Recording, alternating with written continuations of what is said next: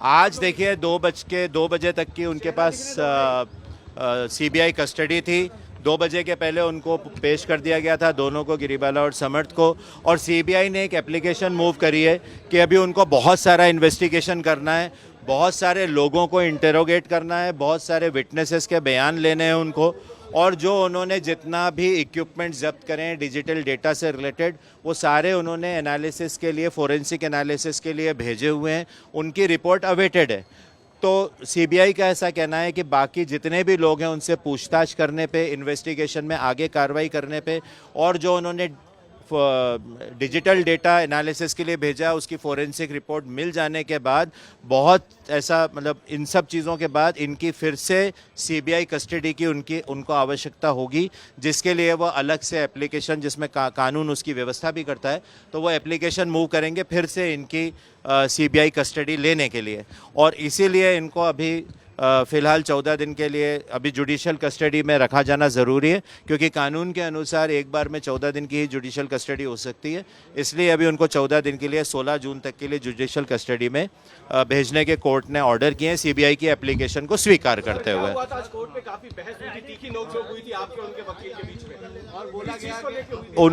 उन्होंने ये एलिगेशन लगाया कि जब समर्थ 22 तारीख को जबलपुर में ट्रेस हुए थे डिस्ट्रिक्ट कोर्ट में, court number 32 principal district and session जज की कोर्ट में छुपा के उनको रखा गया था।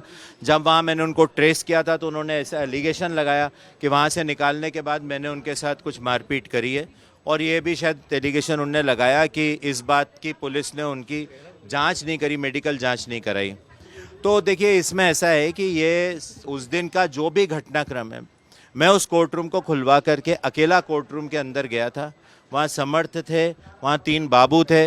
मैं शुरू से कहता आ रहा हूँ कि जज साहब उपस्थित नहीं थे। मैंने बाबुओं से कहा था कि जज साहब को आप बुलाइए, तो उन्होंने कहा था जज साहब तो बहुत पहले घर जा चुके हैं।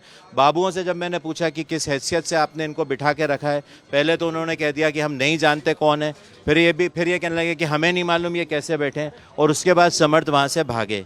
अब ये जब समर्थ वहाँ से उस कोर्ट रूम से बाहर निकले हैं, तो मीडिया चूंकि वहाँ पे था पूरा, जैसे आप लोग अभी खड़े हुए हैं ऐसे ही पूरा मीडिया ने घेर लिया था, इसलिए वो वहाँ से भाग नहीं पाए।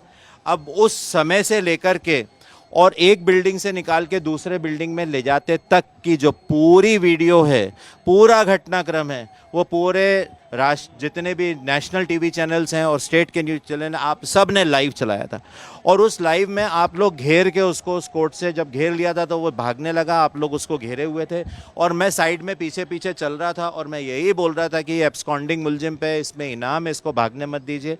और कुछ ही देर में, कुछ ही सेकंड्स में उनके समर्थक लॉयर्स या जो भी लोग थे जो लॉयर्स की ड्रेस में थे, वाइट शर्ट ब्लैक पैंट, और कुछ लोग कोट भी पहने हुए थे, वो आ गए थे और सबने ये देखा है कि वो उसको लगभग खींचते हुए और एक बिल्डिंग से निकाल के दूसरी बिल्डिंग में ले गए हैं। और दूसरी बिल्डिंग में जहां मुझे बताया गया कि वो बार एसोसिएशन के जो अध्यक्ष हैं उनका मीटिंग कक्ष और उनका पर्सनल चैम्बर था, वहां मीटिंग कक्ष में पहले उसको उन्होंने रखा। मैं अंदर गया था, मेरे साथ कई मीडिया पर्सन्स भी थे और मैंने कहा था कि अगर आप यहाँ तक ले आए हैं और आपने इनको यहाँ बिठाला है तो अब इनको यहाँ बिठाले रखिए जब तक पुलिस अरेस्ट करने नहीं आ जाती। तो मुझे बुरी तरीके से धक्के दे करके, मैन हैंडलिंग मेरे साथ करके और गालियाँ दे करके और धमकियाँ दे करके मुझे भी और मीडिया पर्सन्स को भी उस कमरे से बाहर निकाला गया था। ये भी पूरा लाइव चला है। फिर उस कमरे का दरवाज़ा बंद कर लिया गया था और समर्थ को अध्यक्ष के चैम्बर में अंदर छुपा दिया गया था। ना सिर्फ हमको उस कमरे से धक्के मार के बाहर निकाला गया, लेकिन वो जो पूरी भीड़ थी उन्होंने हमें धमकाते हुए, धक्के मारते हुए उस बिल्डिंग से बाहर, जैसे अभी आप देख रहे हैं, इससे बाहर ला करके और फिर सीढ़ियों से भी नीचे उतार दिया था और वो सीढ़ियों पे खड़े हो गए थे कि हम सीढ़ी नहीं चढ़ पाएँ और वहाँ जाके वो नारेबाजी कर रहे थे। ये सब मीडिया ने कवर किया है। तो वो लाइव चला है और उस पूरे लाइव को आप 50 बार देख लें, 500 बार देख लें कि मेरे और समर्थ के बीच में कितनी डिस्टेंस है। दूसरा मैंने कोर्ट के सामने ये भी रखा कि अगर ये ऐसा आरोप लगा रहे हैं तो आप district and session court Jabalpur की सीसीटीवी फुटेज पूरी कॉरिडोर की चेक करिए और जो डिस्ट्रिक्ट जज का चैम्बर है जहां ये छुप के बैठे थे और जहां मैं अंदर गया था इनको ट्रेस करने के लिए, वहां आप जाकर के उसकी भी सीसीटीवी फुटेज निकाल लीजिए और चेक करवा लीजिए कि किसने किसको मारा।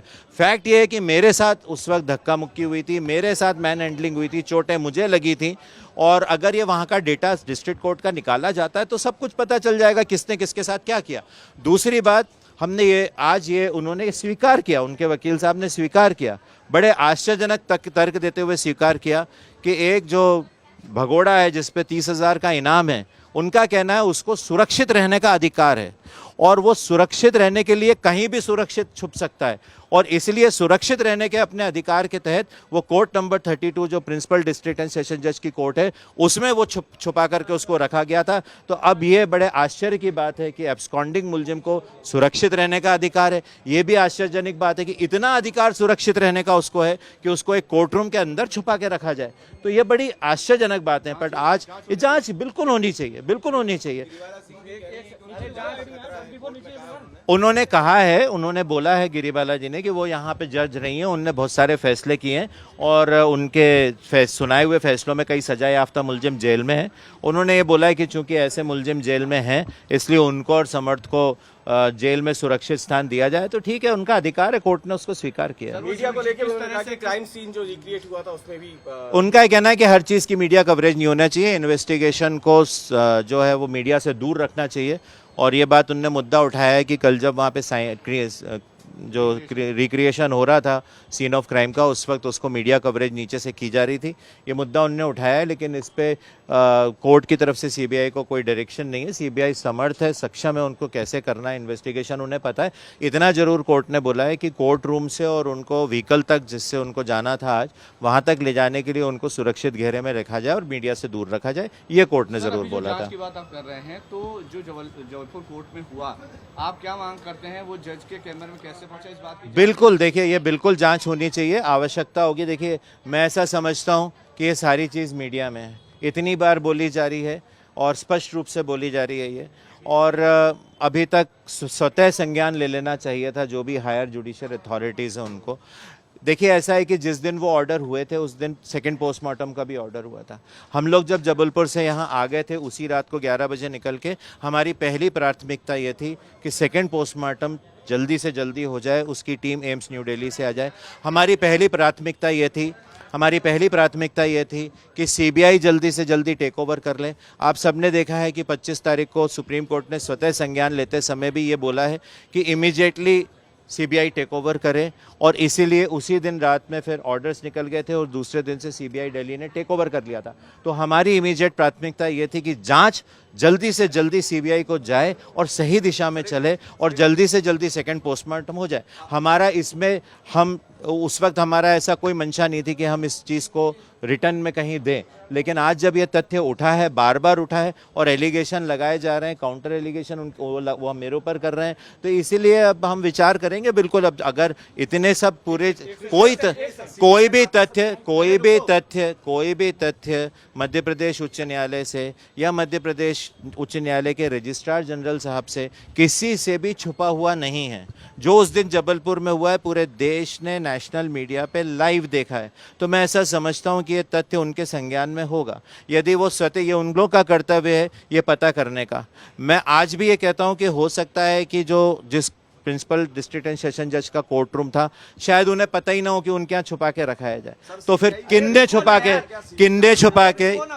छुपा के रखा, ये पता करना भी जुडिशरी का ही कार्य। लेकिन हाँ, ये बहुत गंभीर घटना है और आज माननीय न्यायालय ने इसको ऑर्डर शीट में लिया है। इस तथ्य को आज लिया है ऑर्डर शीट में, मेरे स्टेटमेंट को, कि ये कोर्ट रूम नंबर 32 में छुपा कर इनको रखा गया था। तो अब ये जो तथ्य है ये कोर्ट के रिकॉर्ड में भी आ गया है।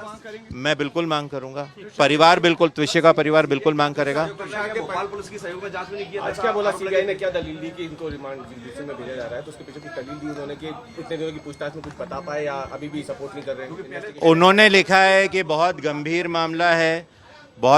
मामला है, बहुत इन्फ्लुएंशियल लोग हैं ये, और अभी बहुत सारा इन्वेस्टिगेशन बाकी है, बहुत लोगों के इसमें बयान रिकॉर्ड करने बाकी हैं, डिजिटल डेटा की एनालिसिस आना बाकी है, सेकंड पीएम आना बाकी है, और उनको फिर सीबीआई कस्टडी की ज़रूरत दोनों की पड़ सकती है। उन्होंने लिखा है। देखिए, जहाँ तक जांच का सवाल है, पहले आप सब जानते हैं कि जांच कैसे हो रही थी और सीबीआई के आने के बाद से कैसी हो रही है। हमें पूरा भरोसा है सीबीआई अपनी गति पे, अपने तरीके से एक अच्छा निष्पक्ष जांच कर रही है और वो कुछ ना कुछ निष्कर्ष पे पहुंचेगी। और हम बस सीबीआई की जांच का वेट करेंगे, हम उसका पूरा समर्थन करते हैं।